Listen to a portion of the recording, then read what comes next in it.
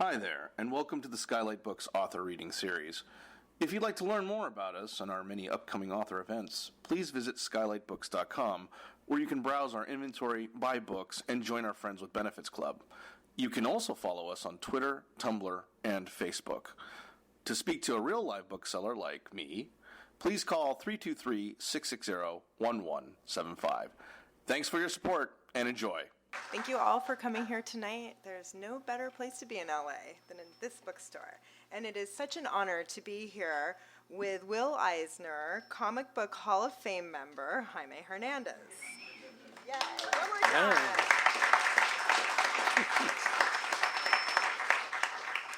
His new book, Is This How You See Me?, was published by the wonderful Fantagraphics and is, of course, for sale here. And I think this is my phone. Sorry. For more than 30 years, it might be my voice. Maybe I can just turn it. It's my phone that's getting in the way. Sorry. For more than 30 years, readers of Love and Rockets have followed the lives of Jaime's beloved queer Chicano characters, especially the lives of Maggie and Hopey, one of the literary world's great relationships. In this book, we see the cast reassembling in Huerta for a reunion. All the emotions of seeing old friends and foes, lovers and unrequited lovers. By the end of the first page, I felt like I was seeing old friends I hadn't seen in years. Granted, this is a collection of previously published comics, but it's the first time it's all been together as one story arc. And let's first just talk about that story arc and how you came up with this concept. I just thought it would be fun for Maggie and Hopey to go back to their punk days and relive stuff. You know, once in a while I go see my younger brother's band play, you know, and I try to remember what it was like and stuff like that. I just thought it would be cool to see how they would react to this, to being like old ladies, you know, going back to their punk roots and stuff, and seeing what would happen. And I found out that a lot of the characters didn't react like I expected them to, you know. Who surprised you the most? I guess mostly Hopey. And so could you just give us a thumbnail of who our two main characters are and what their relationship is? And I don't want to give any spoilers away in case you haven't read it. If you've never read Love and Rockets, you can pick up this book tonight and jump right in and feel like you're with old friends. And if you're old fans of the comic, forgive the repetition. Okay, so you got Maggie and Hopey, two punk Latinas from the city of Huerta, California, which is basically Oxnard. Which is where you're from. Where I'm from, yeah. Just they were punk rockers in the early 80s, you know, late 70s. And what's their relationship to each other? And I mean, this is many decades of a relationship that we're putting into like 7 seconds. Yes, so. on and off again lovers, but just lifelong friends, you know, that met in the punk days and kind of saved each other's lives, you know. This story is about them getting together, and Hopey was the real fireball. She was the one always getting into trouble at the gigs and stuff like that, and Maggie was always trying to take care of her. Hopey, and now they come back to this, and Hopey's the one that doesn't want to go back, you know, which kind of surprised me as she started to write herself, and it was kind of like she did this flip-flop and didn't want to go back, or just was afraid to go back or whatever. So I thought that was interesting. So I was exploring how that was going to work, and Maggie was the one who wanted things to be like the old days, you know, we're going to go and have fun and stuff like that. And it doesn't work out that way, which at first it was kind of a struggle to write, because I was going, all right, what are these characters doing? They're kind of messing things up here. You had a different plan for them. Yeah. The story was going to be at first about them going to this punk reunion, but kind of like just hanging out in the back and being like old people and Heckling. and yeah, and just kind of like, oh God, look at all those people slamming, and stuff. And then they were just going to go home. That's what this story was originally, and they were just going to go home back to their lives. But them being the character, especially Maggie, they write themselves so well that the story just started going this way, and I was just kind of trying to catch up. And it just started to build bigger and bigger, and it got more complex with their relationship of how Hopey all of a sudden was like, fuck this, I don't want to do this. This is, I've got too many bad memories. I've got a new life. I'm raising a 5-year-old son, and this and that. And Maggie's like, but the old days, remember the old days? And so that just kind of made the story just go further and longer and longer. And there's a line on page 38. Daffy, right? Mm-hmm. Daffy says, maybe they weren't as much for you guys, but my punk days were the most vital days of my life. If my daughter gets one tiny percentage of what I got out of it, I'll be a very happy mom. I have to tell you that I got such joy out of reading that line. But it's a fine line, the back in the day nostalgia, to have it be both really comforting and kind of sad, but in a good way. But nostalgia is like saffron. A little bit goes a long way, and it can quickly weigh down a story. How do you balance the use of nostalgia in this story when they are going back, for a reunion? Right. I try to be 5 or 10 different people looking at it. Each of the characters. Yeah, and or just different 5, 10 different points of view about nostalgia, about going back. Like, this is going to be great. Well, this isn't going to be great. Well, maybe part of it will be great. Well, I really liked this, but I'm done now. It's fine, but I'm done. I got other things to do. Or like, oh my God, I thought I would hate this, but this is just so wonderful reliving this stuff. So I'm just all that, and I put it all into the different characters. And the chemistry of the group is still really exciting on the page when you look at it, and you get to see these characters age, and some of, they still have their characteristics of who they are, and it's really nice to get to see women's bodies age on the page in a way that's gentle and kind. So thank you. But your book has all these details that really create a fully three-dimensional world for the reader. For example, the reunion is, of course, a show with a bunch of bands playing, one of which is Ape Sex, who arguably wrote the town's punk anthem. Oh, yeah. Tell us about that song. Who wrote it, what it's about, and why it's the word that punk anthem. I don't know. I guess I just wanted the scene to have their main thing that everyone revolved around, like, and it was this one song that they took pride in, their little small town punk scene. And what was it about that song?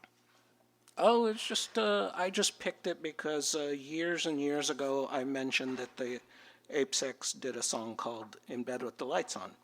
Yeah. And is there anything, why is that the town song? Oh, because... No reason? No, just that it was like their anthem, so they can all pump their fists. That's how punk anthems should be, meaningless. What's your punk anthem? God, there's too many. I don't know. Okay. Well, Teenage Kicks.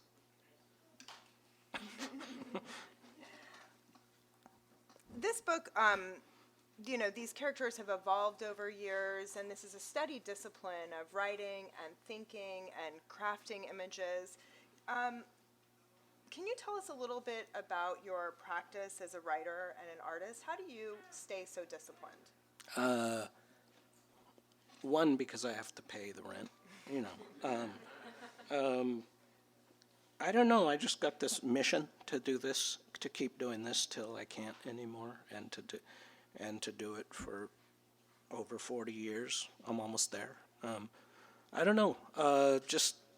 It's just these characters just keep me going. They keep writing this stuff for me. And it just gives me, I don't know, it's my purpose for getting up in the morning kind of thing. I don't know. Can we talk about some of the work? We have this image here, and I was wondering if you could talk about both the first top left, this picture of the house, and then the portraits of the women, and this page. And if you could just talk a little bit about your style and what went into this. Oh, well, that's a house from Oxnard, I guess.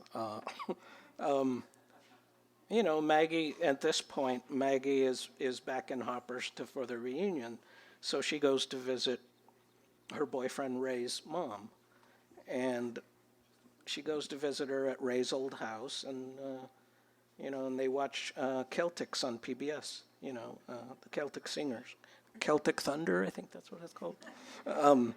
And Maggie's there, just kind of hanging out with her. I don't know. That just a quiet moment, the quiet before the storm. I don't know. Just humanity, And it's a nice pause, amidst all of the action that happens. It was a nice moment. It didn't have to be in there, and yet it really did serve this purpose, though, as a moment of quiet. Yeah. We didn't need to see them watching TV. And yet, these kinds of moments let us see them as real people or full lives. Unexpected things happen. Sure. No spoilers, but please tell us that we get to see their relationship play out for a few more decades. Sure. I'm not done. Great. I thought I was done with my last book, Love Bunglers, because that was just like a big climax, and then I thought, all right, Maggie's story's done, and then this came up. So let them grow old. That would be the most punk rock thing ever, is to live. Are there any questions from the audience? Ding. I use a nib, like dip pen. Ink, just the Speedball Super Black, as long as it's waterproof and, Bristol board. I use 2-ply. I like the smooth finish because so my hand will glide. I don't do the glove thing, and because I'm using a nib, I need the finer, the slicker surface so it could glide and not dig in and spray all over the place.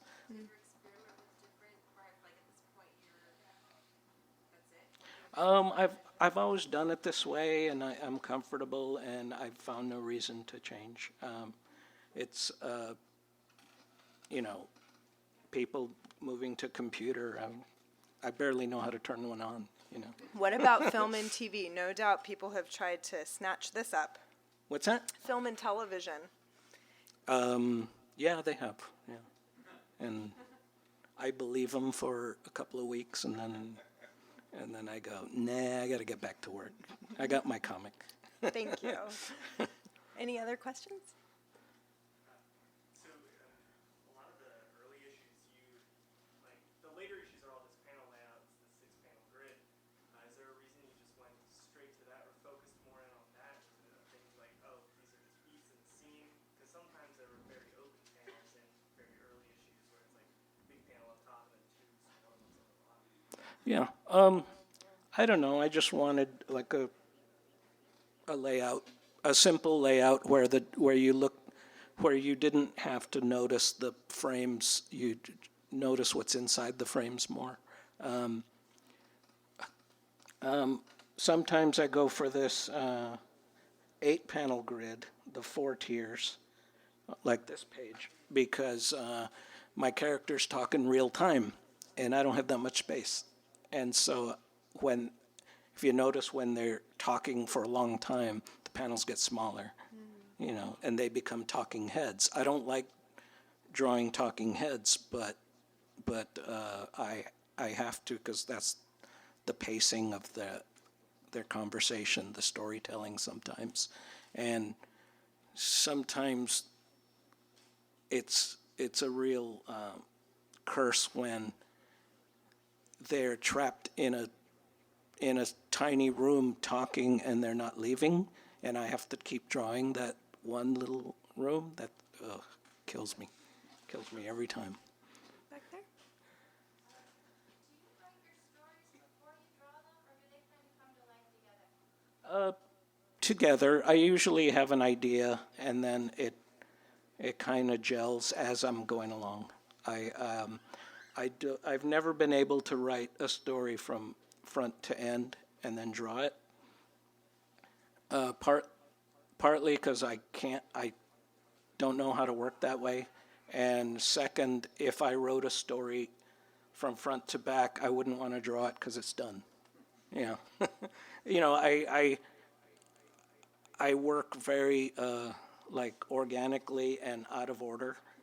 I draw stuff on page 1 and then I move to page 3, because that leaves room for new ideas to come as I'm doing it, because I want to have as much fun as the reader. I get really bored if I know exactly what's going to happen for the next 8 pages. It's like, God, I have to draw this, I have to draw that. I like to keep surprising myself as I'm doing it. So, because, I don't want to get bored, and I want to have as much fun as you guys. Yes. When you started, presumably there were some real life people that may have informed some of the aspects of the characters of, say, Maggie and Hopey, characters. And then you're writing, and they're aging, and they take on a life of their own and stuff.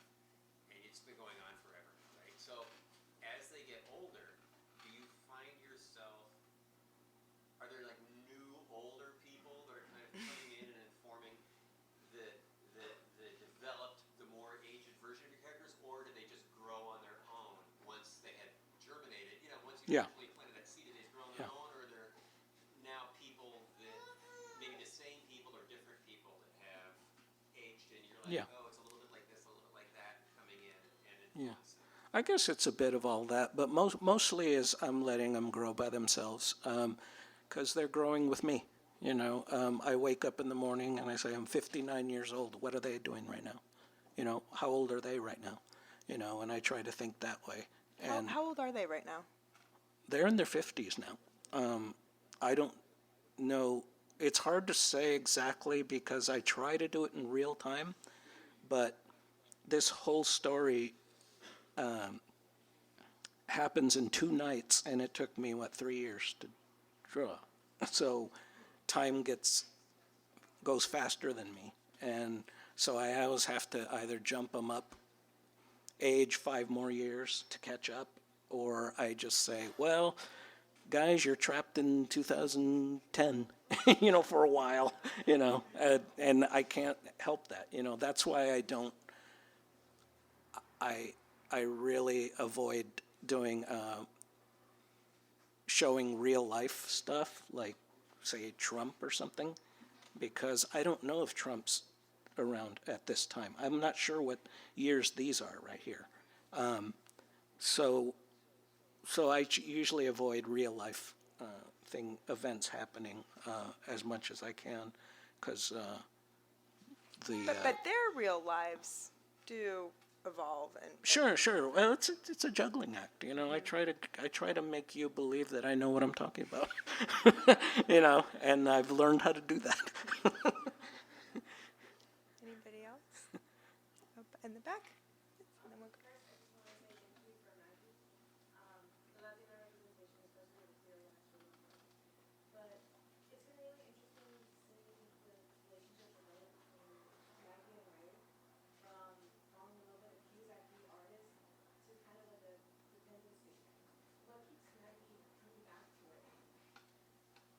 For those who didn't hear, the question was, what keeps Maggie coming back to Ray?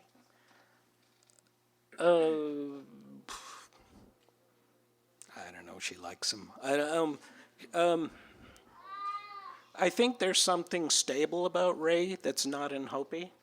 I mean, for her, because Hopey is very stable now in her life, but it's a separate life than Maggie.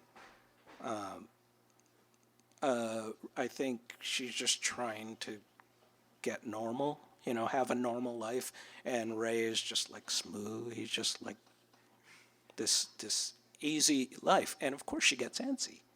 She in this story, she wants Hopey, man. Ooh, not to give it away, you know.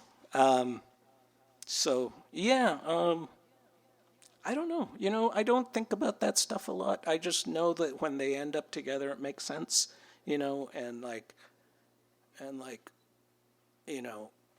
the big Hopey fans were like, "Well, I wish it should have been Hopey," and I go, "Well, maybe it will be one day." It's never over, and I don't know myself. It's just whatever works, and I try to make it like, well, this is kind of real life. If this doesn't work out for this character or whatever. Do your characters ever disappoint you? Are you ever like, oh, you're awful? I had a really tough time doing Old Hopey with this story. I didn't like her at all at first, and I was like, but I like Hopey. What's going on? Why do I not like this? So it was kind of like I was just I was just getting to know her again, and I was trying to figure out what it was, because even if I like to make this stuff as real as possible, I still want you to follow these characters. And so I don't want a character that's completely impossible, that you just go, why is he even writing this character? Because I agree, like, why would I even be writing this character if this person has no value to this thing? But over decades of being with these characters, like any relationship with a person in your life, like people do things that disappoint you, and Yes. then you move on with a relationship, and Or you don't, yeah. Yeah, and I guess that does actually, and I guess that's one of the things I think that's really refreshing about this, is that, we get to see people age and there are consequences. Yeah, but another thing about this book is most of the characters I want to live to see the next day. You know what I mean? Mm-hmm. Like, I want this person to be able to come back one day. So I don't take them so far that it's impossible for them to come back, or for me to come back to them. So. Yes. I really like the character Izzy. Are we going to see more of her in the future? Maybe your own mag? Yeah, sure. Mythical realism or... Yeah. I love doing Izzy. In fact, she's very easy to write. If I like all the characters. If you don't see them for like 10 years, it's only because they don't have a story for me. And I hate to say it, but I treat the comic like, okay, who's got a story for me? Because I don't have time to wait for you guys to have a story, because I've got a comic to do. So like Daffy, Izzy, people like that were out of the picture for a long time just because they didn't have a story. And I like doing them. I was really, really happy that Daffy finally had her voice in this book. I was really happy she played a big role, and because she never did, and I finally found it. Izzy will have her story again. I just, it's always in the back of my head, like, okay, what's she doing? Okay, in this story, she's back in Hoppers. Why'd she come back? And where'd she go? And that stuff just swims in my head for like 5 or 10 years while I'm doing the other stuff. So far, she hasn't gelled. It will though one day. Like I said, her stuff is very fun to write. Yeah. When you look back, do you ever think of editing or changing or wishing the story had taken a different path, or do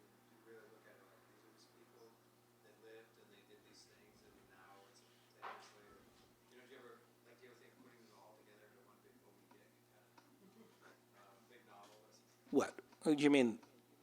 Just, do you ever think of going back and editing the way you might, or that you wish it had? You mean like regrets of decisions? Yeah, I have a few regrets, none I can think of right now, but I found out through accidents and mistakes that I have a really good talent of making mistakes seem like they're on purpose. I wrote some of my best stories because of accidents. Like, okay, here's a quick example. In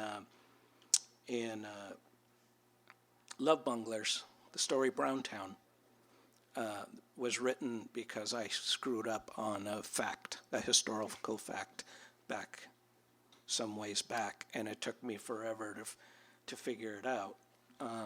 I basically said, created a family of Maggie and having a family of 5, and then I went back to a really early issue, and it says she was a family of 6, and I went, oh shit.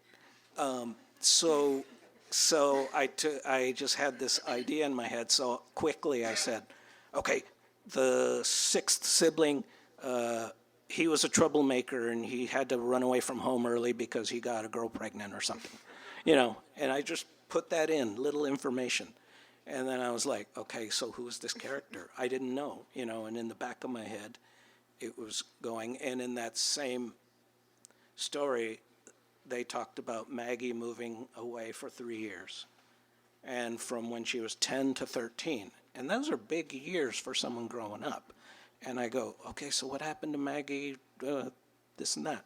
And so I turned this mistake into like, okay, she's got this brother. Okay, he's a troubled brother. And so I wrote the story Browntown that I'm very proud of, that seems like this great short graphic novel, yet it was because I screwed up. So, yeah, I'm not too worried about regrets because I can always kind of make it look like it was on purpose. Question. You were talking about mistakes and storytelling. Do you sometimes feel like as a part of being a storyteller, that's indicative of who you were at the time? Kind of like, all right, I was in this place, this is where I was at, and this is how the story came out. Do you sometimes feel that's why you're okay with, like, when you look back, like, but you're not so cringy about it because you're just like, okay, well, that's what it was. Yeah, but also, yeah, sometimes I am cringy because I look at the old work and go like, ooh, I guess I'm a better writer now, But yeah, it's kind of like, well, that happened, and let's hope we can move on and it works out in the long run or something, How do you think, like, 10, 15 years in the future, when Maggie and Hopey are looking 60 and 70 years of age, do you think if you're going to be doing stories of them again, from a perspective of a 60 or 70-year-old person, and comics being kind of like a young person's medium, tends to be, do you think you'll be writing stories about them, or would you, which would probably be more towards your fans who are with your age, or Right. the future fans who might be interested in Well, done? yeah, both. It's always been both. Like right now, I have a cast of characters that are very young. They're just teenagers now. But I find myself trying to write these teenagers, and they talk like the Dead End kids, from the 30s, and it's like, oh my God, kids don't talk like that anymore, but it's kind of like, oh, well, I'll give it a try, what the hell, so I don't know, I'm lucky. I have a daughter who was a teenager recently, and so I got to see how she went through school and stuff like that. So that helped a little. Has she started reading Love and Rockets? She's read some of it. And does she offer feedback? No. But yeah, it's hard writing young kids if I want to be if I want to write for young kids. So I don't write for young kids. I write for anybody who can handle it. Yeah, if they talk like the Dead End Kids, so be it. Yeah. What's your advice for upcoming Chicano cartoonists who are struggling with writing characters, but also kind of feeling like they have to compromise with making the characters more assimilated for people to kind of be able to understand them, with like the slang and understanding the kind of way of being? And I'm following a lot in your footsteps, but I also feel like sometimes I have to change certain things about like the slang they use or way they talk or certain things for it to be more appealing for like a broader audience. I would prefer you didn't worry about what the rest of the world thinks. That's not you, Because I did my comics because it was me, and I trusted the audience that the audience could handle it, and I was happy to find out that they could. I was writing for adults. I was writing for people who wouldn't freak out if the Vision cried, so something like that, someone who could say like, well, this isn't really the world I come from, but I can relate to, I can understand what this is. Isn't that that's with everybody? And so I wouldn't worry about what they think, bring them to you. Don't go to them because you'll be unhappy, because it won't be you,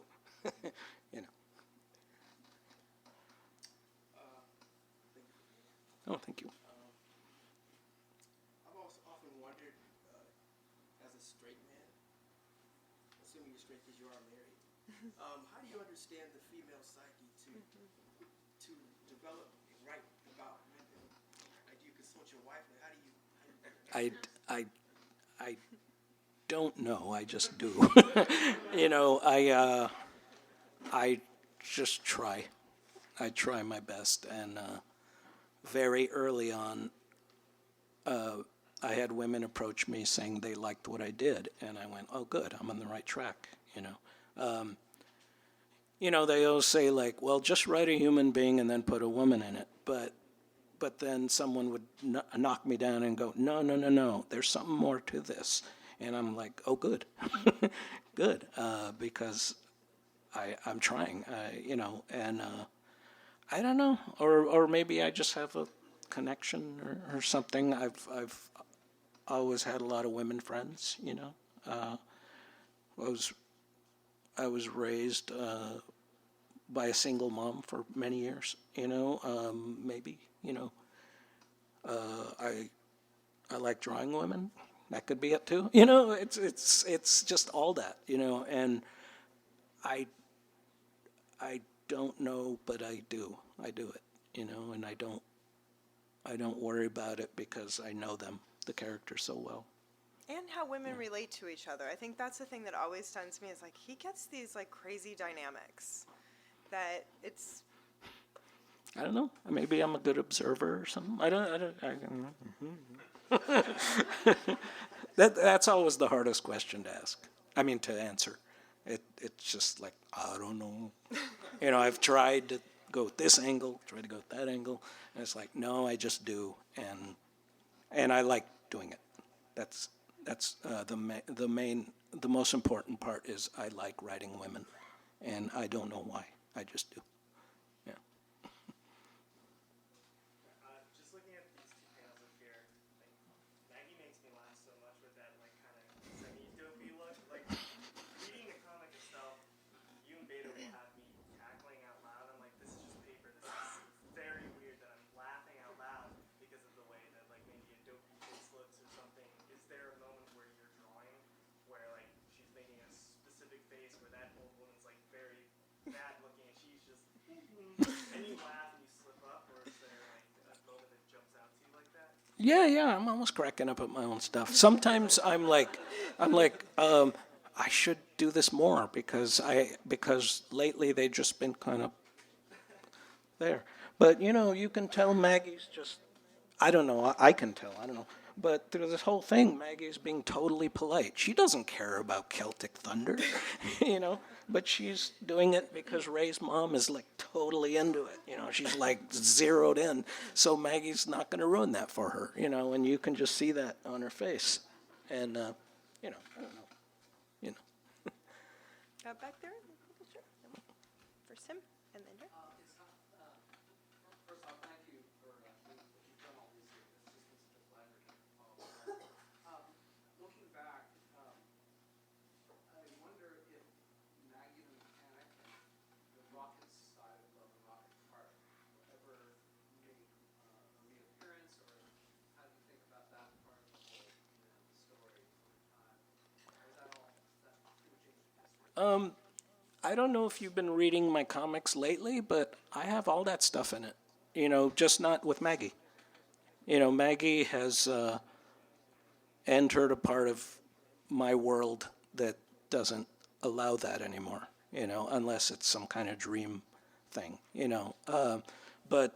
Yeah, I have side stories where I draw just nothing but goofy sci-fi and fantasy because I need a release from people talking in a room for 5 pages. You know, I need to flex my muscles, so I do still do that, just not in Maggie's world. You know. And, her. Oh, I actually think she's first behind you. Yeah. People were talking about laughing out loud, but I've often also just like sat with the book and cried. Are you doing that too? I mean, is this are you breaking your own heart? Sure. You know you're torturing there's like, I have been utterly disturbed. I've been like super heartbroken. I've been like carrying it, like dragging my feet for days at a time because I'm just thinking Right. about what's going on with my people here. What is that like for you as a writer? As you're saying it takes years to get through it. Like, how does that affect you? Yeah, I'm doing that too. You know, but you know, I cry at Dodger games. I mean, you know, I'm just, you know, so I'm just very emotional that way, and so if my characters are doing something like, oh, this is gonna be so good, I'm just like a little giddy kid, you know. So yeah, and then I'm like getting all choked up, and you know, yeah, I'm going through that too. Yeah. I was just going to say, this is kind of related to 2 questions ago about your earlier work versus your present work. And in the beginning, you know, there was a lot less love and a lot more rockets, right? And your work went from being kind of all over the place in terms of like space and time and adventures and that kind of thing, to being more grounded. At least Maggie and Hopey's more grounded and more realistic and more about, you know, everyday life. And Gilbert's work kind of started more grounded and in a kind of a magical realism kind of way.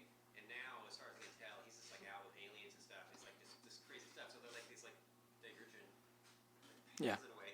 And I was wondering if you guys bounce ideas on each other's heads, if you collaborate at all, like if you influence each other's work in any way, or if you've kind of just doing your own separate things and taking your own separate trajectories. Yeah, we leave each other alone.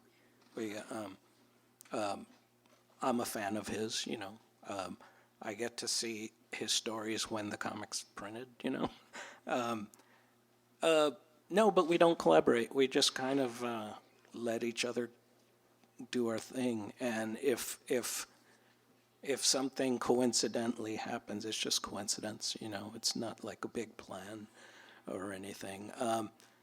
A lot of my stuff, like you're saying, like in the beginning was all over the place, was because I was learning. I was learning how to be a storyteller. And it took me a while to be comfortable with that, you know. Luckily, it seemed like it was all planned because I had Maggie and Hopey going through the motions, and I was creating character, you know, with them. And and in reality, it was like, I like these 2 characters, but I don't know what they should do. Okay, they're going to the store and stuff like that. Well, it looked like it was on purpose, you know. Well, it seems like they're growing up. You know what I mean? Like in kind of like in Sure. parallel Yeah, yeah. I don't know. And who knows what it'll be like in 10 years. I could be dead. Yeah. Don't say that. We'll go here first. You? Quick Yeah. question. When you write, is it like you plan out the story, because I've known people that do that, or you do it in extreme consciousness, like when I do it, it's just, I just have to do it in one big motion, and it actually works out. And I'm not saying either one is wrong or right, Right. but which one do you go? Do you just sometimes like, you just kind of stew on it for a while, and then you just write in this big thing, or you just kind of go like, okay, let me just plan out or something? Yeah, both. Both. Whatever helps my idea get across the easiest. You know, sometimes I'll have an idea, but I have to get from point A to point B, and there's this emptiness in between. That's when I will just do stream of consciousness and figure out, like, okay, blah, blah, this will happen, and this doesn't have to be so serious, but it does end up where I want to be. And then sometimes I will write several pages of stuff, but by the time it gets to the paper, I'm editing. I'm editing all the time. And so I've looked at old notes and go, oh yeah, this is what this story was about originally, but it became something totally different because just the way, like I said, usually the characters will just take it somewhere that I didn't expect, you know. We'll go to you and then you. Yeah, with the book Marvel Season, what influenced you to write something outside of your other characters? Because my children and I love that book. It was one that they could read, Right. and it really influenced them in writing Yeah. their graphics. That was my brother's book. Oh, so sorry. Yeah, but he was writing about us as kids. Yeah, he wanted to do a book about being what it's like to be a kid where the only thing you worry about is the next day. You know, that's those days when you just got up in the morning and see what was happening, and he just borrowed a lot from our childhood. I'm in there a lot, disguised as different kids, you know. Our other brothers are in there, you know. Yeah, he just wanted to show his childhood, you know, in a way. Yeah. In all of your like body of work, say your children, because you've done a lot. Like, what are you most proud of? Like, what's your crowning achievement? Because you've also done one for the New Yorker. Mhm. So like, what are you like? Yes, when you see it, like that's me, like that's my. Love and Rockets. It's my baby, you know. It's something that's so personal to me and that's part of the reason it's not a TV show. You know, it's just I'm so guarded with it,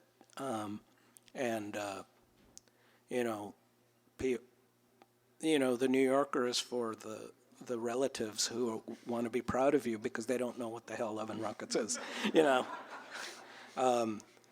You know, and you know, and I think about it, and they're like, "Yeah, but you were in the New Yorker," and I go, "I was in the New Yorker because I did Love and Rockets. I did an album cover for somebody because I did Love and Rockets. It all comes from this baby of mine, you know, all those opportunities, you know. So, of course, Love and Rockets is my little baby." How do you nurture that baby? As somebody who has been at it with these stories for decades, and you know, we talked at the beginning about your discipline. You were telling me that you write 3 books a year, 3 comic books a year, year after year after year. I'm a journalist. I have a news deadline. Like, we have to make air. This, I mean, yeah, you have deadlines, but the story can sprawl. Like, how do you stay on task with something that is so deep and creative? I try to keep a deadline, you know. I don't always hit it, you know. I don't think I've ever really hit it in all the years. But I mean, some of your fellow Fantagraphics graphic novelists, you know, put out a book every couple. You know, I mean, it's like Fantagraphics values this quality, and I think they allow their authors the time to make good work. I don't know what the pressures are really like. Right. I imagine it's a tough business, but how do you stay creatively inspired to keep at this story for so long? Just that it's worth it. I don't know. Gilbert and I are old school. We came from the mainstream. We grew up with the mainstream in the 60s and 70s. And you had comics that, there was one issue, and then the new issue came out, and then the next one, and the next one. And so it just seemed natural for Love and Rockets to just keep going. And like we finished one, we would do another, no matter how long it took. But in those strips, they don't age. This is totally different. Well, this is yeah. like, you can look at Charlie Brown. I think you've said you were influenced by Charles Schultz. And, they don't age.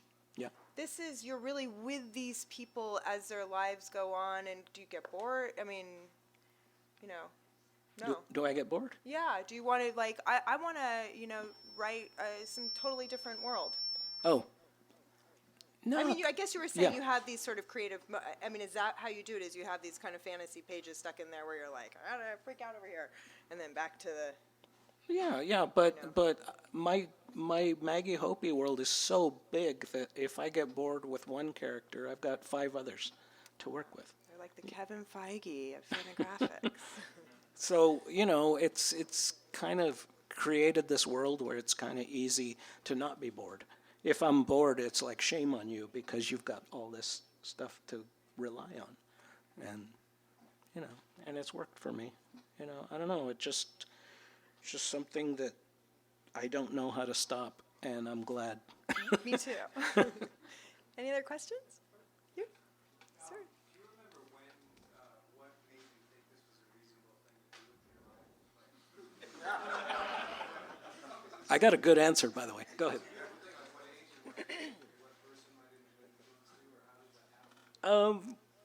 Just being a kid who wanted to draw comics his whole life, and when it was time to be a responsible adult and get a job, I wanted to draw comics.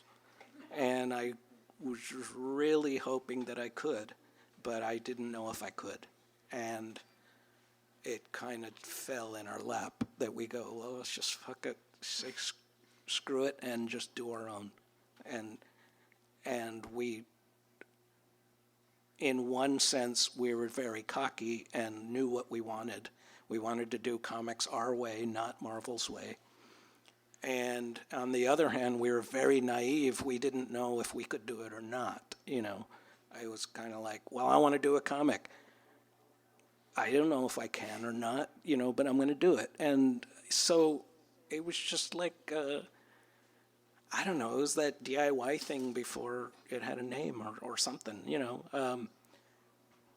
I didn't know that we weren't supposed to do Love and Rockets. We were supposed to move to New York and draw Spider-Man. But nobody could tell us that we couldn't do this, and I'm glad, and it was kind of like, well, the whole world around you is saying, no, you can't do this. And I'm like, it's back to what you were saying. It's just, no, I'm doing this, man. Look, these stories are better than yours. And I mean, yeah, very cocky and stuff, but it was kind of like, look, everything I'm reading sucks. I'm going to put my money where my mouth is, and I'm going to do it myself. If I don't like what's out there, I'm going to do it myself. And it was basically that, simply that. If something sucks, if you're bored, well, it's your turn, man. So. Well, so that we have time for you to sign some books, Okay. we're going to wrap it up. Thank you so much for all coming out here tonight, and thank Thank you, guys.